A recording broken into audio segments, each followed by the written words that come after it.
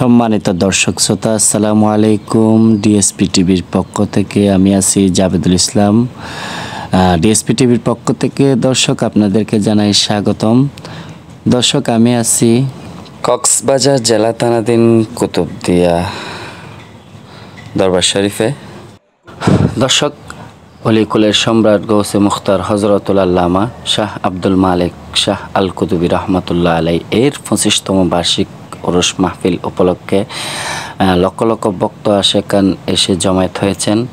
দর্শক, স্থানীয় লোকজনদের সাথে কথা বলে জানতে পারছি যে তারা এখানে থাকতে চাইলে থাকার ব্যবস্থাও আছে এবং খাবারের ব্যবস্থাও আছে বলে জানান তারা।